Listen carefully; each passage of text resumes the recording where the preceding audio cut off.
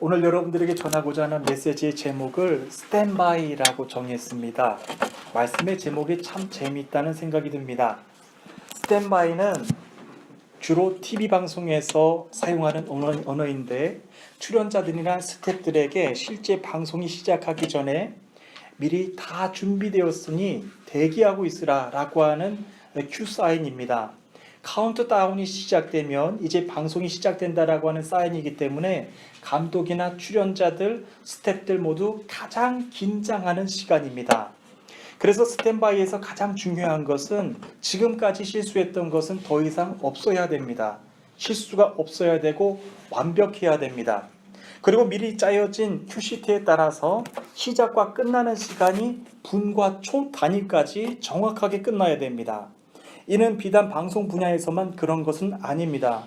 국가는 물론이거니와 세계 흐름을 이끌어가고 있는 글로벌 기업들은 모두 이같이 정확한 계획과 시간 안에서 움직여가고 있습니다. 눈에 보이지는 않지만 지금 세계는 이처럼 정확하게 돌아가고 있습니다. 이곳에 계신 여러분들의 시간표는 어떻게 가고 계십니까? 정말로 자기 생활을 이렇게 철저하게 지키는 분들도 있으실 것입니다. 하지만 대부분의 사람들은 특별한 공적인 삶이 아닌 이상 유연하게 하루의 시간을 보내실 것입니다. 그러나 그럼에도 불구하고 여러분들은 기억하셔야 됩니다. 우리는 이처럼 정확하게 돌아가고 있는 세계 시간표에 대해서 방관해서는 안 됩니다. 삶의 부담감을 많이 가져야 됩니다. 그 이유는 주님이 여러분들을 택하셔 세우셨기 때문에 그렇습니다. 저는 오늘 이 말씀과 관련해서 여러분들께 스탠바이, 준비되었다라고 하는 말씀의 제목으로 말씀을 전하고자 합니다. 여러분 이제 요한복음 15장 15절에 있는 말씀을 다 함께 읽겠습니다. 15장 15절에 있는 말씀입니다. 네, 우리 한 목소리로 다 함께 읽겠습니다. 시작. 이제 내가 너희를 더 이상 종이라고 부르지 않겠다. 종은 주인이 하는 일을 알지 못한다. 방금 전에 나는 너희를 친구라고 불렀다. 왜냐하면 내가 아버지께 들은 것을 다 너희에게 알게 하였기 때문이다. 아멘. 오늘 본문은 15절부터 읽었습니다만 본문의 시작은 15장 1절입니다. 나는 포도나무요 내 아버지는 정원사이다 라고 하는 말씀입니다. 예수님이 자기 선언을 하신 말씀인데요. 이 말씀의 의미는 이스라엘 백성을 포도나무로 비유하는 구약의 믿음을 배경으로 말씀을 전한 것입니다. 하나님께서 이스라엘 백성들을 세상 백성들과 구별하여 택하셔 부르셨는데 그 부르심에 합당하게 살지 못한 구약의 포도나무 이스라엘 백성들과 비교하여 참 포도나무는 예수님 자기 자신이라고 말씀하신 것입니다. 그러나 여기에서 중요한 핵심 포인트는 참 포도나무 자체에 있지 않습니다. 참 포도나무와 참 포도나무를 가꾸시는 농부와 아주 밀접한 관계가 중요한 핵심 포인트입니다. 포도나무의 목적은 달콤한 열매를 맺는 것이죠. 그러나 포도나무는 혼자서 달콤한 열매를 맺을 수 없습니다. 농부가 가지치기를 해줘야만 합니다. 열매를 못 맺는 가지는 사정없이 가지를 자른다라고 하는 겁니다. 농부는 가지치기를 할 때 감정적으로 함부로 가지치기를 하지 않습니다. 원칙을 가지고 가지치기를 합니다. 열매를 맺지 못하는 가지만 골라서 가지치기를 합니다. 이를 좀 더 자세하게 말씀을 드리면 자기도 열매를 맺지 못하면서 옆에 있는 가지들까지 열매를 맺지 못하게 하는 아주 나쁜 가지들을 뜻합니다. 병충해가 바로 옆에 있는 가지들까지 옮겨가게 만들기 때문에 그렇습니다. 그러나 농부는 연약한 가지와 병든 가지는 구분한다라고 하는 겁니다.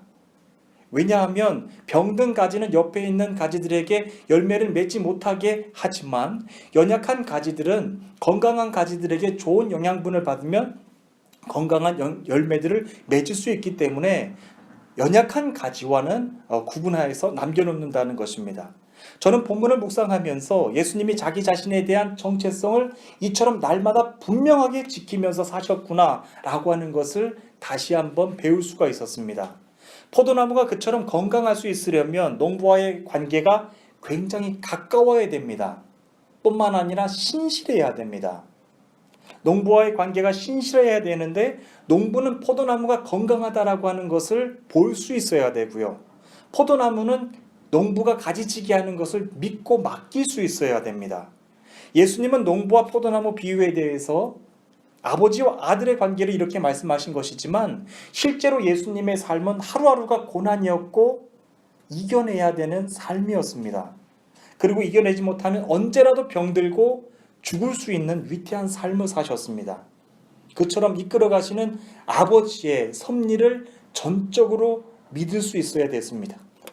하지만 그 아버지의 섭리, 십자가로 인도해 가시는 그 고난의 섭리를 단 1%라고 인정하지 못한다고 한다면 예수님은 십자가의 길을 끝까지 완주할 수 없었을 것입니다. 그만큼 아버지의 지키심과 돌보심을 전적으로 믿을 수 있어야 했고 자기 역시도 농부가 함부로 가지치기 하지 아니하도록 자기 믿음도 건강하게 지켜야만 했습니다. 여러분들에게 한번 묻고 싶습니다. 만약 농부이신 하나님께서 여러분들을 돌보신다면 여러분들은 지금 농부가 보시기에 건강한 가지로 있으십니까? 아니면 농부가 가지치기를 해야 되는 병든 가지로 계십니까? 아니면 자라날 수 있는 연약한 가지로 계십니까?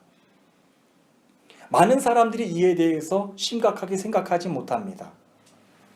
농부이신 하나님께서는 나를 잘 아실 거야 라고 하면서 자기 관리는 전혀 하지 않습니다. 내 믿음이 건강한지, 내 믿음이 병들었는지, 내 믿음이 나만 병들었는지, 아니면 나의 믿음으로 하여서 옆에 있는 사람에게까지 병을 주고 있는지도 모른 채 살아간다라고 하는 겁니다. 농부이신 하나님 앞에 여러분들이 선다면 어떤 행동을 취하실까 하는 것이죠. 아버지의 섭리는 여러분들 정확하고 분명합니다. 여러분들이 병들어 계시다고 한다면 아버지는 사정없이 가지치기를 해서 건강할 수 있도록 옆에 있는 가지들에게 옮겨가지 못하도록 하실 것입니다. 그러나 여러분들이 더 성장할 수 있는 연약한 가지라고 한다면 병든 가지와는 구분해서 여러분들은 지키시고 보호하실 것입니다. 여러분들이 앞날에 큰 열매들이 있을 수 있기 때문에 그런 것입니다. 저는 말씀을 시작하면서 무서울 정도로 분명하고 정확한 세계 시간표에 대해서 말씀을 드렸습니다. 어떻게 분과 초 단위까지 그렇게 실수하지 않고 정확하게 움직일 수 있을까 생각해 보시기를 바랍니다. 지금 이 세계는 자기 정체성에 대해서 분명한 신뢰를 가지고 움직인다라고 하는 겁니다. 내가 이렇게 움직이면, 내가 이렇게 일하면 결과는 이렇게 나올 것이다 라고 하는 분명한 자기 정체성을 가지고 움직이고 있다라고 하는 겁니다. 그러나 유연하게 그냥 사는 게 사는 거다라고 하는 마음을 가지고 있는 사람들은 세계가 이렇게 정확하게 돌아가고 있다는 것에 대해서 그냥 관심이 없습니다. 그냥 세계가 이끌어가는 대로 살아갈 뿐이죠. 그러나 오늘 말씀은 여러분들에게 세계 시간표에 대해서 경각심을 가지라고 말씀하고 있습니다. 놀라운 것은요, 예수님도 그냥 십자가의 길을 걷지 않으셨다라고 하는 것을 여러분들 아십니까? 그냥 십자가의 사건이 왔으니까 그냥 십자가를 지신 게 아니라고 하는 거예요. 예수님도 철저하게 자기 정체성, 분명한 자기 정체성을 가지고 하루하루 십자가의 분명한 길을 걸어가셨다라고 하는 것입니다. 예수님의 십자가의 길은요, 한 번이라도 행운으로나 우연으로나 이루어진 것은 하나도 없었어요. 철저한 자기 정체성을 가지고 십자가의 길을 만들어 가셨습니다. 이루어 가셨어요. 요한복음에서만 예수님께서는 7가지 자기 선언을 하셨습니다. 여러분들 그거 아십니까? 7가지 자기 선언을 하시면서 그 자기 선언대로 예수님은 철저하게 자기 생활을 지켜나가셨어요. 첫 번째는 나는 생명의 떡이다 라고 말씀하시면서 사람들에게 생명을 주셨어요. 두 번째, 나는 세상의 빛이다 라고 하시면서 어둠 속에 세상의 빛의 사명을 감당하셨습니다. 나는 양의 문이다 라고 말씀하시면서 이리로부터 양떼들을 보호해 주셨다라고 하는 것이죠. 나는 선한 목자다. 나는 부활이요 생명이다. 나는 길이요 진리요 생명이다. 나는 참 포도나무다 라고 말씀하시면서 예수님은 정확한 자기 정체성을 가지고 살아가셨다라고 하는 거예요. 그 중에서 오늘은 마지막 말씀, 예수님께서 나는 참 포도나무다 라고 하신 자기 선언에 대해서 여러분들께 말씀을 전하고 있는 것입니다. 15절 말씀을 보시겠습니다. 15절 말씀을 보시면 예수님께서 제자들에게 이제 내가 너희를 더 이상 종이라고 부르지 않겠다. 방금 전에 나는 너희를 친구라고 불렀다. 왜냐하면 내가 아버지께 들은 것을 다 너희에게 알게 하였기 때문이다 라고 말씀하셨습니다. 예수님은 제자들을 이제는 종이라고 부르지 않고 친구라고 부르신다라고 했어요. 그러면서 아버지께서 알게 하신 것을 너희에게도 전한다 라고 하면서 이제 너희도 스탠바이, 준비해라 라고 말씀하신 것입니다.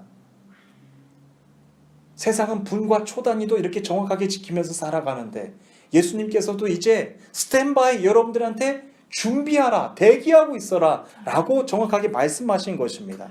저는 이제 계속해서 16절 말씀을 읽음으로 오늘 주시는 말씀을 이어가도록 하겠습니다. 16절 말씀 다 함께 읽겠습니다. 시작.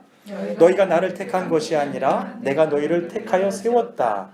그것은 너희가 가서 열매를 맺고 너희 열매가 항상 있게 하기 위해서이다. 그래서 내 이름으로 구하는 것은 무엇이든지 아버지께서 너희에게 주실 것이다. 아멘. 자, 여러분, 예수님은 이처럼 7가지 자기 선언을 하셨어요. 여러분들은 자기 선언을 어떻게 하시겠습니까? 예수님은 7가지 자기 선언을 먼저 하신 다음에 그 다음 제자들에게 자기 선언을 가르쳐 주셨습니다. 그것은 예수님이 자신에게 하셨던 자기 선언과는 다른 것이었어요. 제자들에게는 나는 생명의 떡이다, 나는 빛이다, 나는 선한 목자다 라고 하는 식으로 자기 정체성을 가르쳐 주시지 않으셨습니다. 예수님께서는 제자들에게 가르쳐 주셨던 첫 번째 자기 선언은 택함에 대한 말씀이었어요. 내가 너희를 택한 것이 아니라, 너희가 나를 택한 것이 아니라 내가 너희를 택하여 세웠다라고 하는 정확한 분명한 자기 선언을 알게 하신 것입니다. 주님이 제자들에게 가르쳐 주셨던 내가 너희를 택하여 세웠다라고 하는 자기 선언은 제자로서 여러분들이 직업이 달라도요, 사는 환경이 달라도요, 사는 국가가 달라도요, 분명하게 죽을 때까지 기억하고 있으셔야 되는 분명한 자기 선언문입니다. 아멘. 너희가 나를 택한 거 아니야. 내가 너희를 택하여 세웠다라고 하는 분명한 제자로서의 자기 정체성, 자기 선언을 하게 하신 것입니다. 여러분, 우리가 세상의 시간표대로 분과 초 단위대로 맞춰 살지 않아도 되는 이유는 우리가 세상의 다스림을 받지 않고 있기 때문이죠. 하지만 문제는 주님께서 내가 너희를 선택하여 세웠다라고 하는 이 분명한 자기 선언을 했음에도 불구하고 우리는 그분의 다스림을 받지 않으며 살고 있다라고 하는 것이 문제입니다. 오늘날 이 시대는 마치 구약의 사사시대와도 똑같습니다. 여러분들이 성경 말씀을 읽어보시면 알겠지만 사사시대의 특징, 대표적인 특징은 내 소견대로 옳은 대로 하나님을 믿고요, 내 소견대로 옳은 대로 예배하는 거예요. 얼마나 오늘 이 시대가 사사시대와 닮았는지 모릅니다. 세상에는 다만 일을 열심히 하는 성실한 사람들이 있습니다. 이들의 모습을 보면 굉장히 성실해 보입니다. 하지만 똑같이 성실하더라도 분명한 자기 정체성을 가지고 성실한 사람이 있어요. 지난주에도 여러분들과 함께 신명기 말씀을 통독을 했는데 분명하게 배운 메시지가 있습니다. 여호와는 출애굽 이스라엘 두 번째 세대만큼은 절대로 잃지 않겠다라고 말씀하신 거예요. 여호와께서 모세를 통하여서 계속해서 반복하게 말씀하셨던 것, 여러분은 이집트에서 종살이 했던 것을 절대로 잊지 마시오. 그리고 여러분의 하나님 여호와께서 여러분을 구해주셨다라고 하는 것을 절대로 잊지 마시오. 그렇게 많은 죄를 졌고 그렇게 많은 실수를 냈고 여호와의 마음을 그렇게 아프게 했어도 이스라엘을 지키시고 자유의 땅으로 인도해 주신 분은 여호와 하나님이다 라고 하는 것을 절대로 잊지 말라고 하신 거예요. 아멘. 여러분들이 직업이 달라도요, 여러분들이 사는 환경이 달라도, 여러분들이 사는 국가가 달라도, 여러분들이 사는 언어가 달라도 절대로 잊지 않으셔야 될 것, 세상에서 여러분들을 구원해 주신 분은 여호와 하나님이라고 하는 것을 잊지 않으시기를 바랍니다. 아멘. 여러분, 오늘 이 시대도 마찬가지예요. 여러분들이 지금은 터키에서 사시지만 언제 또 다른 나라로 가실 수 있어요. 지금은 이 일을 하고 계시지만 또 언젠간 이 일을 바꾸실 수 있어요. 그러나 여러분들이 주님이 택하셨다라고 하는 분명한 자기 정체성을 믿는다라고 한다면 이것을 끝까지 잃지 않게 되기를 바랍니다. 아멘. 여호와 하나님께서 여러분들을 택하신 거예요. 여러분이 여호와를 택한 게 아니라고요. 오늘 이 분명한 정체성이 내 믿음을, 내 생활을 바꾸어 간다라고 하는 겁니다. 여러분의 직업이 달라져도, 환경이 달라져도 여러분들이 주님을 택하신 것이 아니라고 하는 겁니다. 여러분 부부관계도 그렇지 않습니까? 남편이나 아내 둘 중에 하나라도 내가 당신을 택한 거야, 당신이 나를 택한 게 아니라 내가 당신을 택한 거야 라고 생각하는 사람이 남편이나 부인 둘 중에 하나라도 있다고 한다면 그때부터는 자신의 배우자에게 대해서는 굉장히 함부로 대한다라고 하는 겁니다. 무례하게 대하더라도 자기가 뭘 잘못했는지를 모르는 거예요. 왜냐하면 당신이 날 택한 게 아니라 내가 당신을 택하였다라고 생각하고 있기 때문에 그렇습니다. 하물며 사람과의 관계도 그런데 주님과 제자와의 관계도 마찬가지입니다. 주님이 나를 택하여 세우셨다라고 하는 분명한 믿음을 갖지 않고 제자가 된 사람들은 자기가 주님을 함부로 대하는데도 모르면서 사는 거예요. 자기가 하나님께 예배를 드리면서도 함부로 예배하며 자기 소견대로 예배하면서 사는데도 모르는 거예요. 마치 사사시대와도 같은 것이죠. 주님, 무슬림 국가에서 제가 전도를 1000명이나 했습니다. 교회도 100개 이상이나 세웠습니다. 여러분, 이것이 천국에 가서도 과연 통할까요? 이것이 과연 천국에 가서도 통할 수 있는 성적표일까요? 이 질문에 대한 정확한 대답은 제가 드릴 수는 없지만 주님을 만났던 너무나도 다른 색깔의 부자에 대한 말씀을 제가 전함으로 대신 대답해 드릴 수는 있습니다. 먼저 마가복음 10장 17절 이하에 소개되고 있는 부자입니다. 그는 예수님께서 길을 가려고 하실 때 달려와서 예수님께 무릎을 꿇고 나왔던 사람입니다. 그 사람은 예수님께 앞뒤 상황도 말씀드리지 않고 영원한 생명을 상속받으려면 어떻게 해야 됩니까? 주님, 다짜고짜 예수님께 말했던 부자입니다. 예수님은 그 사람에게 대답해 하시기를 살인하지 마라, 간음하지 마라, 도둑질하지 마라, 거짓 증거하지 마라, 속이지 마라, 내 부모를 공경하라 라고 하셨습니다. 그 사람은 예수님께 말하기를 선생님, 저는 그것을 어려서부터 다 지켰는데요. 이 계명들은 다 지켰는데요. 어려서부터. 그 말을 듣고 예수님께서 그 사람을 보시고 사랑스럽게 여기셨다라고 했어요. 그 다음 어떻게 기록되어 있습니까? 주님 그 사람에게 핵심을 말씀하셨어요. 내게 부족한 것 한 가지가 있다. 가서 내가 가진 것을 다 팔아 가난한 사람에게 주어라. 그리고 와서 나를 따라라 라고 말씀하셨어요. 여기에서 예수님은 따라라 라고 말씀하셨는데 이 말씀은 나의 다스림 아래 있거라 라고 하는 말씀이에요.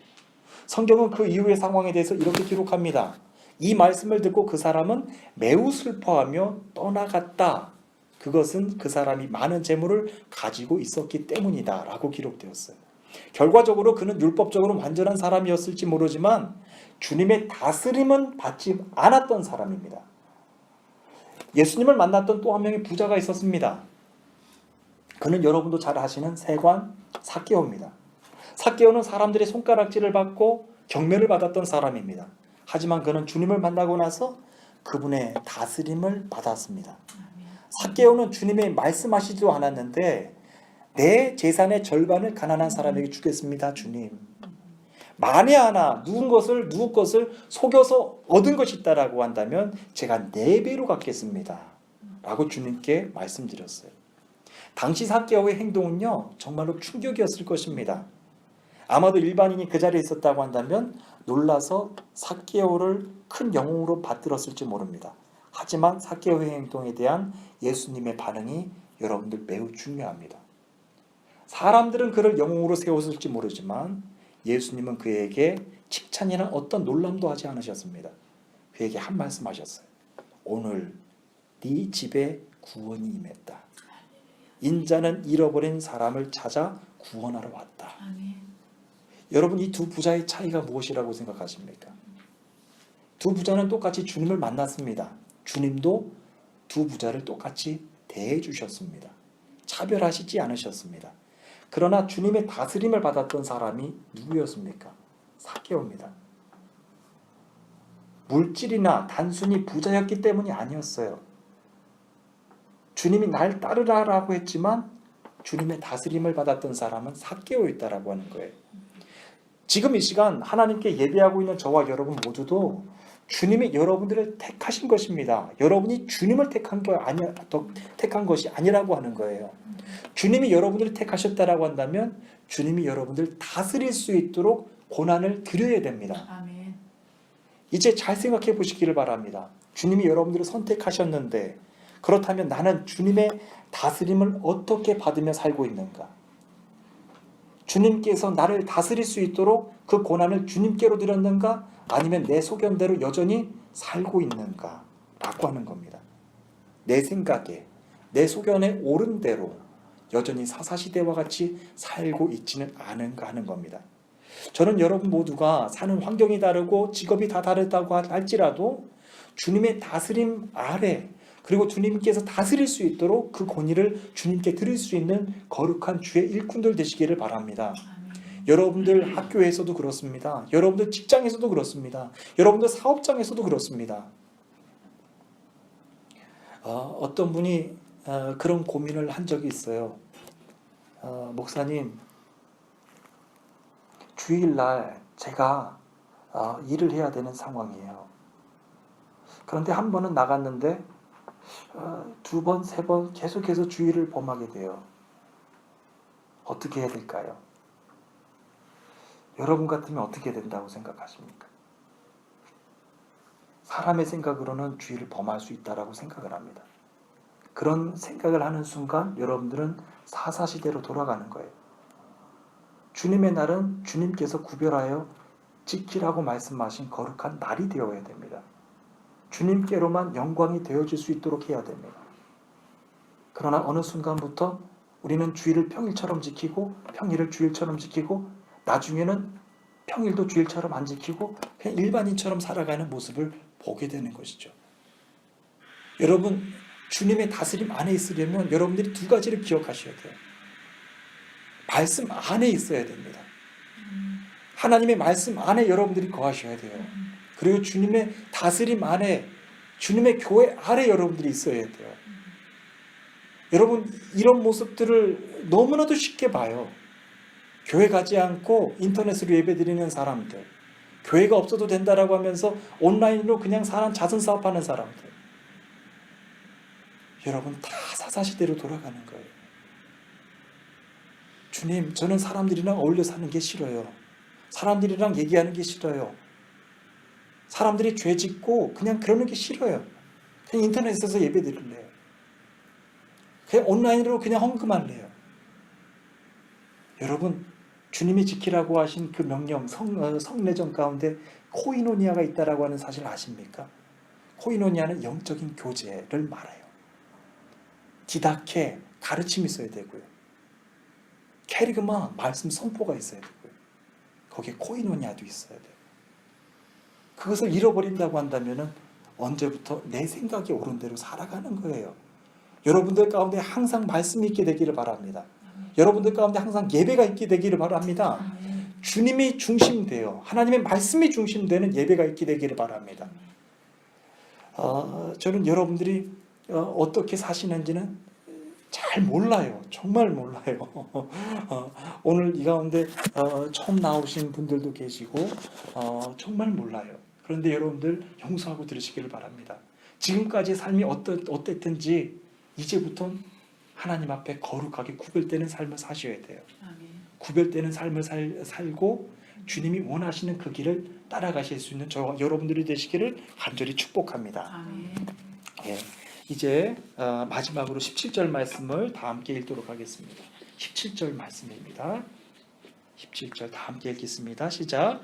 내 계명은 이것이다. 서로 사랑하여라. 아멘.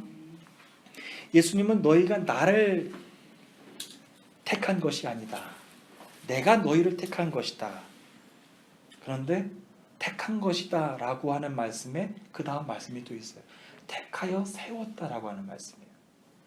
예수님은요, 단순히 여러분들을 택하신 게 아니에요. 택하여 세웠다라고 하는 거예요.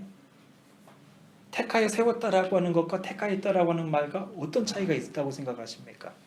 택하여 세웠다라고 하는 것은 여러분들 삶에 소명이 있다라고 하는 거예요. 해야 될 사명이 있다라고 하는 겁니다. 여러분들이 운영하시는 기업체가 있습니까? 주님이 택하여 세우신 기업체임을 믿으시기를 바랍니다. 여러분들이 가정이 있습니까? 여러분들이 마음대로 결혼하고 여러분들이 마음대로 원해서 아기 낳고 그게 아니라고 하는 거예요. 가정도 주님이 주신 거예요. 기업도 주님이 주신 거예요. 그렇다면 가정을 위하여서 여러분들 지켜야 될 사명이 있다고 생각하지 않습니까? 가정을 위하여서 여러분들이 해야 될 소명이 있다고 생각하지 않습니까? 남편을 위해서 기도하는 것, 자녀들을 위하여서 기도하는 것, 여러분 내 기업체를 위하여서 기도하는 것, 다 하나님께서 주신 이 세상의 소명이라고 하는 거예요. 하나님은 여러분들 택하여 세웠다라고 하는 말씀이에요. 사실 오늘 마지막 말씀은 서로 사랑하라라고 하는 말씀인데요. 사랑은 눈으로 볼 수 있는 것이 아니잖아요. 그렇기 때문에 어떻게 하는 것이 사랑하는 것이고 내가 잘하고 있는가를 잘 알 수가 없어요. 하지만 알 수 있는 것은요, 예수님께서 열매가 있게 하신다 그랬어요. 저는 비록 사람의 눈으로 봤을 때는 우리 터키 이즈미르 한인교회가 건물도 없고 부족한 것이 참 많아 보임에도 불구하고 무슬림 국가 위에 세웠다라고 하는 그 주님의 교회라고 하는 마음, 그리고 주님이 이 교회를 치리하게끔 맡기셨다라고 하는 것, 주의 종의 사명감, 그 부담감이 하루도 없었던 적이 없어요. 그래서 이 하나님, 주님의 교회로서의 사명을 이 무슬림들에게 어떻게 전해야 됩니까? 그리고 이 무슬림들의 영혼들 위해 어떻게 주님의 다스림이 있도록 할 수 있겠습니까? 하루도 고민하지 않은 날이 없어요. 그래서 여러분 너무나도 감사한 것은 이 작은 교회에서도요, 할 수 있는 7대 사역을 이루어 주셨어요. 그 사역들 가운데 한 가지는 여러분 제가 이제 말씀을 드리겠습니다만 이제 한국전쟁 참전용사에 대한 사역이에요. 저는 우리 교회가 한 가지 한 가지 사역이 세워질 때마다 얼마나 간절하게 기도하는지 모릅니다. 그리고 간절하게 기도하는 제목이 있어요. 그것은 열매에 대한 제목입니다. 단순하게 7대 사역, 단순하게 7가지 사역이라고 사람 앞에 내세우며 사람 앞에 자랑하는 사역이 아니라 하나님께서 기름 부어주시며 하나님께서 열매 맺게 해주시는 사역이 될 수 있도록 하나님 기도합니다 라고 기도하는 것이죠. 사람을 높이는 사역들이 얼마나 많아요. 사람들이 자랑을 하는 그런 사역들이 얼마나 많습니까? 그러나 그런 열매들 하나님께서는 다 쓸모없다라고 말씀하시는 거예요. 모든 사역들이 귀하지만 지난주에 저는 우리 토르발레 지역에 계시는 생존에 계시는 우리 한국전쟁 참전용사 사역에 대한 큰 보람과 큰 눈물을 배우게 하셨어요. 토르발레 지역에서 생존하신 분이 이제 딱 6분 계세요. 다 돌아가셨어요. 왜 진작 더 빨리 찾아뵙지 못했나 라고 하는 마음의 슬픔이 있어요. 우리나라를 위해서 목숨을 바쳐주신 분들인데 이런 종교를 떠나서 우리는 이들에게 와서 감사합니다라고 해야 되는 빛 가운데 하나예요. 내 목숨을 다해서 우리나라를 지켜준 분들이잖아요. 지난주에는 생존하신 분이 한 분이 더 돌아가셨다라고 하는 그 소식을 저희 신문사 기자 친구로부터 연락을 받았어요. 오메르 용사에 대한, 오메르 가지에 대한 소식이었어요. 오메르 용사는 터키군 첫 번째 파병군으로 한국에 가서 가장 치열했던 군우리 전투에도 참전했던 분이에요. 적군들이 눈앞에 있는 것을 봤고 자기 전우들이 다 죽어가는 것을 눈앞에서 봤다라고 했어요. 불과 한 달 전에 방문했을 때인데 정말 건강해 보이셨거든요. 그런데 한 달도 안 되는 사이에 갑자기 운명을 하셨다라고 하는 소식을 듣고 저는 도저히 믿을 수가 없었어요. 그래서였는지 한 주간 내내 제 마음이 슬펐습니다. 정말로 슬펐어요. 하지만 저는 이번에도 연락을 받고서 얼마나 하나님께 더 감사했는지 몰라요. 처음 이 일을 시작했을 때 우리가 한국인이기 때문에 당연히 이들을 위하여서 해야 되는 의무라고 생각을 했거든요.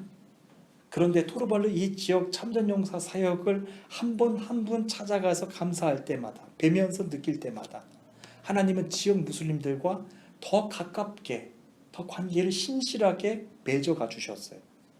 그래서 지금은 토르발루 지역 무슬림들이 한국 참전용사 소식만 생기면 이들이 가장 먼저 우리 가정을 찾아서 연락을 해주는 거예요.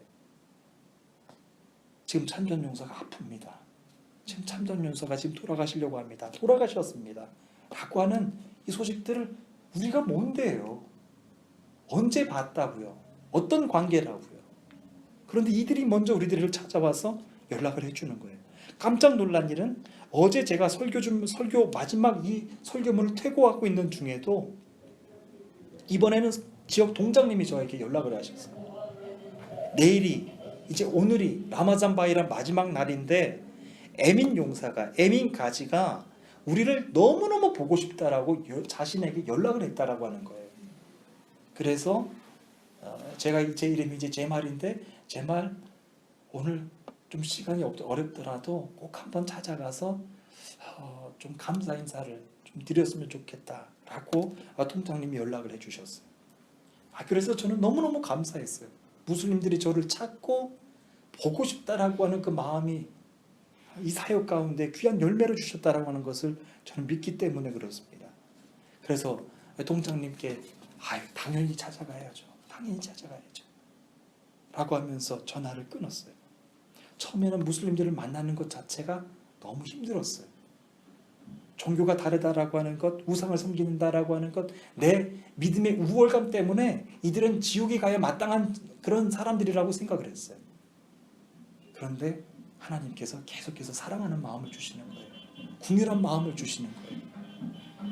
그러면서 이들을 존경할 수 있는 마음, 우리나라를 위해서 희생해 주셨다라고 하는 감사의 마음까지도 전하게 해주시면서 이들이 이제 우리를 먼저 찾는 거예요. 하나님께서 귀한 열매를 주신 그 열매라고 저는 믿습니다. 저는 하나님께서 이렇게 한 가지 한 가지 일을 하게 하실 때마다 하나님이 저에게 묻는 것 같아요. 스탠바이, 준비됐느냐? 준비됐느냐? 라고 하는 거예요. 자, 저는 이제 여러분들에게도 여쭙고 싶습니다. 스탠바이, 준비되셨습니까? 하나님이 하게 하실, 하나님이 다스리고 치리하실 그 일을 여러분들께 묻는 거예요. 스탠바이, 준비됐느냐? 여러분들 삶 가운데, 여러분들 가정 위에, 여러분들 직장 위에 하나님이 직접 다스릴 수 있도록, 하나님의 통치하심이 나타날 수 있도록 준비됐느냐라고 묻는 거예요. 예, 준비됐다라고 한다면 삭개오처럼 금방 액션이 나오겠죠. 주님, 내 소유를 절반이나 드리겠습니다. 그리고 속인 것이 있다고 하면 4배나 갚겠습니다. 그렇다고 해서 여러분들 재산을 다 바치라고 하는 의미는 아닙니다. 하나님께서 부르실 때, 주님이 여러분들을 다스리길 원하신다라고 말씀하셨을 때, 네, 주님 준비됐어요 라고 말씀하실 준비되었냐는 말씀입니다. 저는 여러분들이 하시는 크고 작은 일에도 하나님의 마음까지도 감동케 하는 그 열매들이 나타날 수 있게 되기를 바랍니다. 아멘. 터키는 여러모로 어려운 나라입니다. 교육도 어렵고 사업도 어렵고 사람들 관계하는 것도 참 어렵습니다. 정말로 가까워진 듯 했다가도 어느 날 갑자기 관계가 끊어지는 일들도 태반입니다. 이렇게 어려운 환경 가운데 살아가시는 여러분들인데 주님은 여러분들에게 말씀하세요. 내가 너희를 택한 이유는 너희들에게 열매가 있게 하기 위해서이다 라고 말씀하시는 거예요.